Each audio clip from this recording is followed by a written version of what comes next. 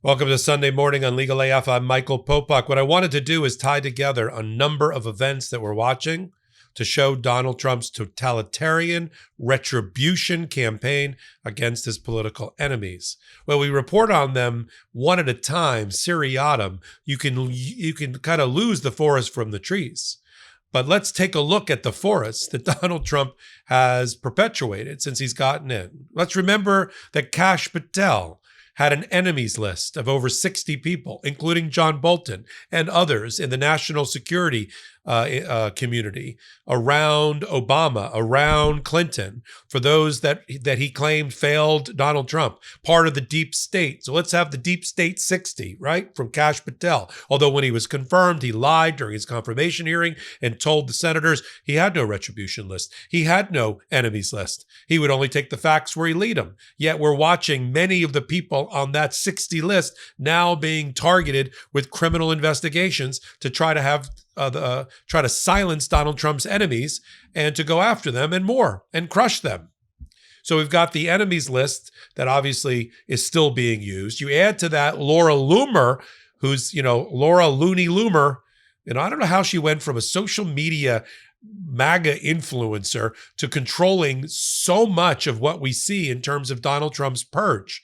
I mean, that's what we're watching. We're watching, episode 3 of the Purge led by Donald Trump.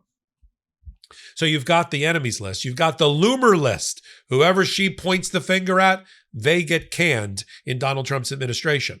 Now we've got this long list of people, including Bolton, talk about him in a minute, former national security advisor for Donald Trump, former ambassador to the United Nations under Donald Trump, who got sideways with Donald Trump because he wrote a book called The Room Where It Happens, where Donald Trump thinks made him look bad and revealed confidential information. So he's been on the enemies list, the deep state list for Donald Trump ever since.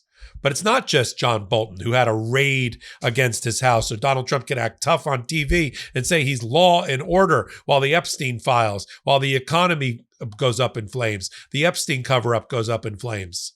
He has to try to crush dissent domestically, sending National Guards and military troops into blue states and cities in order to distract from the failures of his own administration. Every time we hear about, there's a 10% stake in another company that Donald Trump obtained for America, that's just him wasting taxpayer dollar to make deals with our money in losing propositions that the economy and our capitalist system should resolve.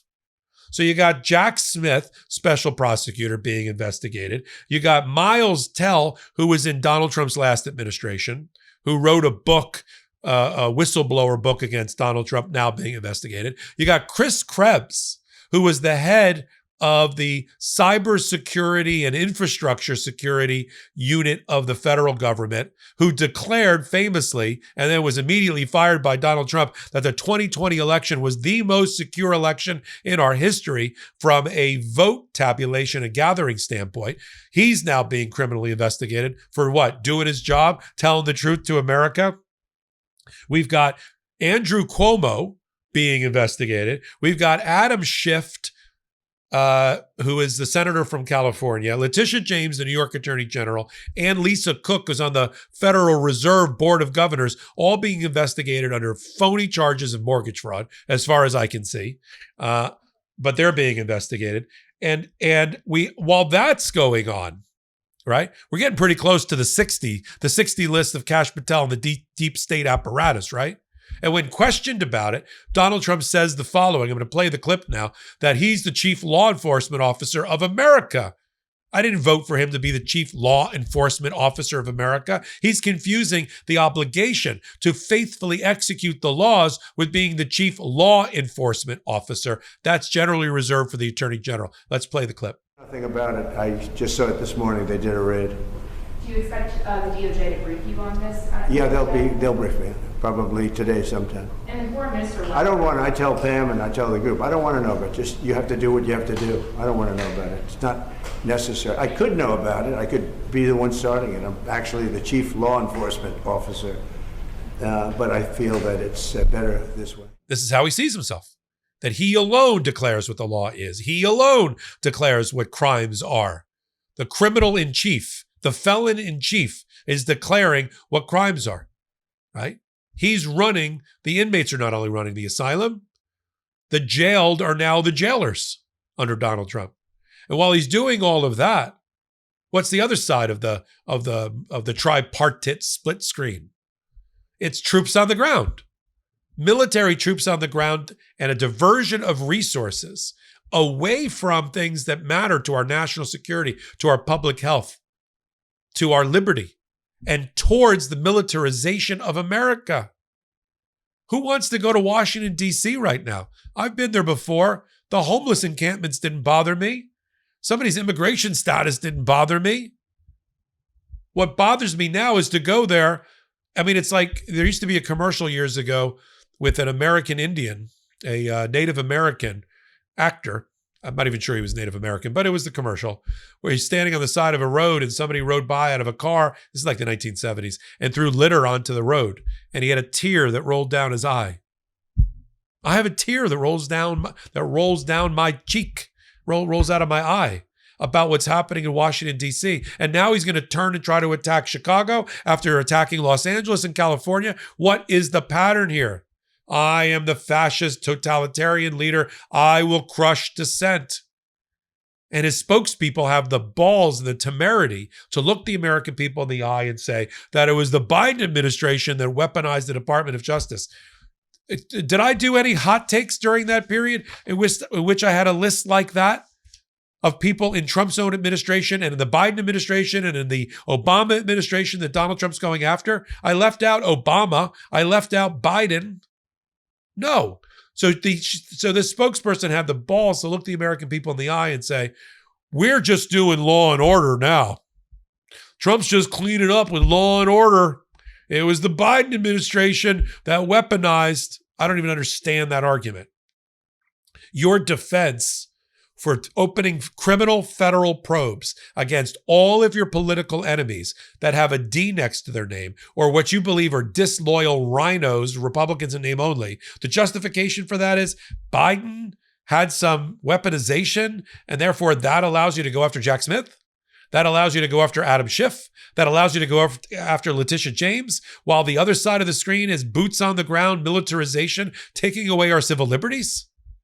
And that's okay? It's not okay. It's never been okay.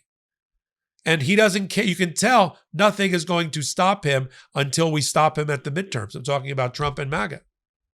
Because he doesn't care about the polls anymore. He's on a different time horizon than we are. I mean, literally, chronologically, he's on a different time horizon. And he's on a different time horizon because he's a short-termer. He may or may not make it to the midterms. I mean that in many different ways. And he's not getting past the second and final term, despite his threats. He only threatens to stay longer in order to make himself not lame duck, because he's moving rapidly into lame duck territory. So to make himself relevant, to give himself powers that he doesn't have in the public mind, he says, I might stay a third term. No, you're not. No, you're not. No, you're not. Supreme Court will order you out, and the Joint Chiefs will take you out. That's the way it's going to be. If anybody's seen, movies recently, you know what I'm talking about, like Civil War. Yeah, watch that movie. That's going to happen to Trump if he just decides to stay for a third term. So this is the playbook of fascism and totalitarianism. This is not a president who's not the leader of the free world. He's not the proper leader of our democracy or of our patriotic values. He's not the keeper of the flame passed down to him from the prior presidents, including ones on his side like Lincoln and Reagan. He's a false prophet.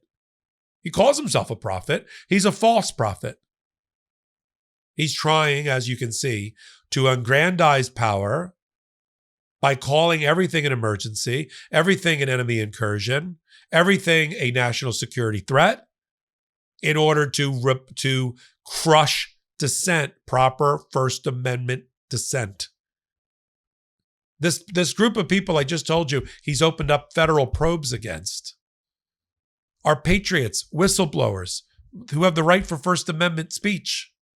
To Donald Trump, he's trying to chill their speech. That's why when he gets trolled by Gavin Newsom and J.B. Pritzker and Kathy Hochul and the rest of the governors and attorneys general, he loses his mind. How many videos do we do on the Midas Touch Network about Donald Trump lost his mind at 1 o'clock in the morning last night? He's on a bender. Here's all his... But this is the actions of a Mussolini. This is the actions of a Stalin. This is the actions of a Hitler. If they had control of social media during their respective eras. So we got to change the narrative. We have to reject his attempts to crush First Amendment expression. We do it by being here together and talking truth to each other. We're talking truth to power. Donald Trump's using power against truth. That's the big difference. But I'm glad you're here. You joined together. We're going to follow all of these federal probes. Continue to shine a sharp Klieg light on them.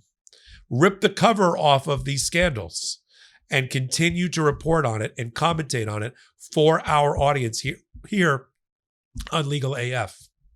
So I'm glad you're here.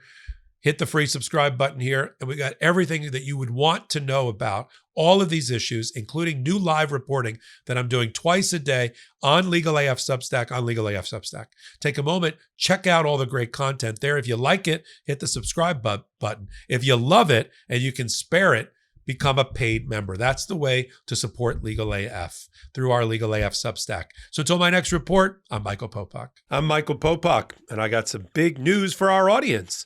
Most of you know me as the co-founder of Midas Touch's Legal AF and the Legal AF YouTube channel, or as a 35-year national trial lawyer. Now, building on what we started together on Legal AF, I've launched a new law firm, the Popok Firm, dedicated to obtaining justice through compassionate and zealous legal representation. At the Popok Firm, we are focused on obtaining justice for those who have been injured or damaged by a life-altering event, by securing the highest dollar recoveries. I've been tirelessly fighting for justice for the last 35 years, so my own law firm organically building on my Legal AF work just feels right. And I've handpicked a team of top-tier trial fighters and settlement experts throughout all 50 states known as big auto injury attorneys who have the know-how to beat heartless insurance companies, corporations, government entities, and their attorneys.